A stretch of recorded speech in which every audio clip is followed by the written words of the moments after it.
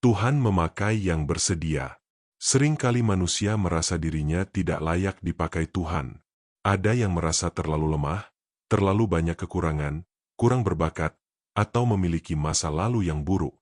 Akibatnya banyak orang berpikir bahwa Tuhan hanya memakai orang-orang hebat dan sempurna.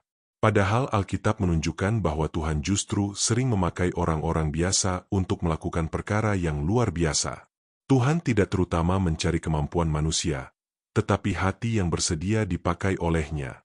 Firman Tuhan dalam Yesaya 6 ayat 8 berkata, "Lalu aku mendengar suara Tuhan berkata, siapakah yang akan kuutus, dan siapakah yang mau pergi untuk aku?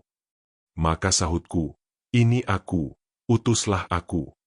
Yesaya dipakai Tuhan bukan karena dirinya sempurna, tetapi karena ia memiliki hati yang bersedia menjawab panggilan Tuhan.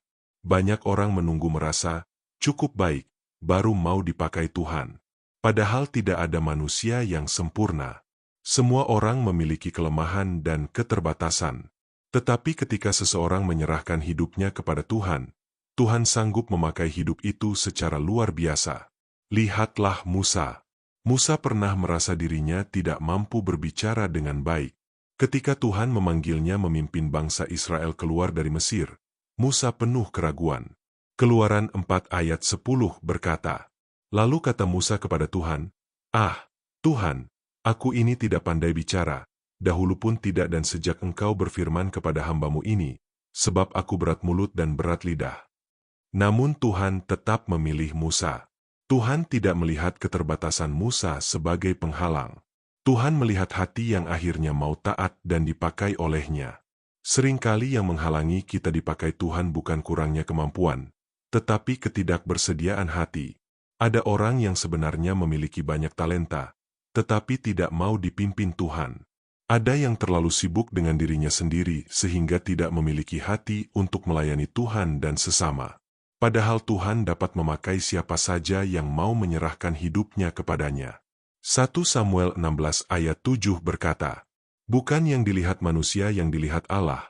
Manusia melihat apa yang di depan mata, tetapi Tuhan melihat hati."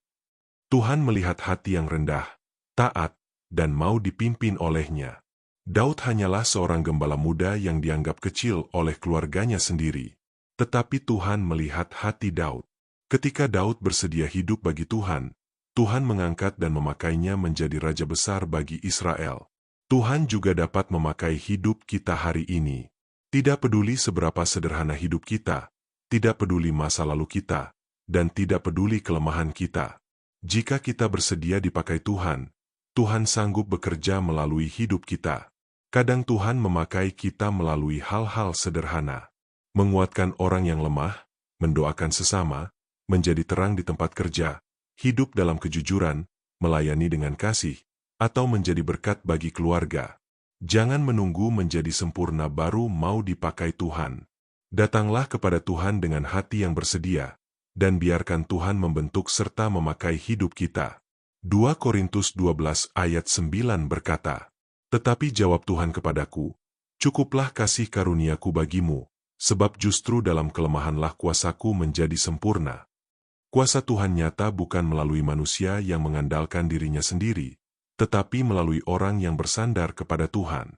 Hari ini Tuhan masih mencari hati yang berkata, "Tuhan, pakailah hidupku."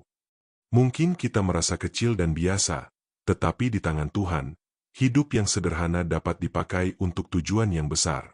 Mari berdoa.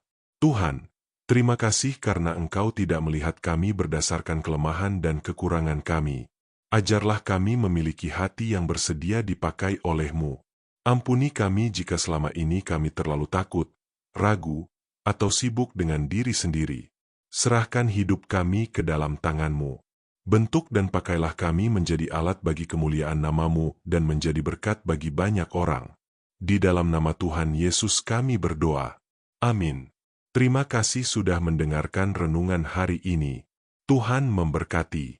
Jangan lupa untuk like, subscribe, dan bagikan renungan ini supaya semakin banyak orang diberkati oleh firman Tuhan.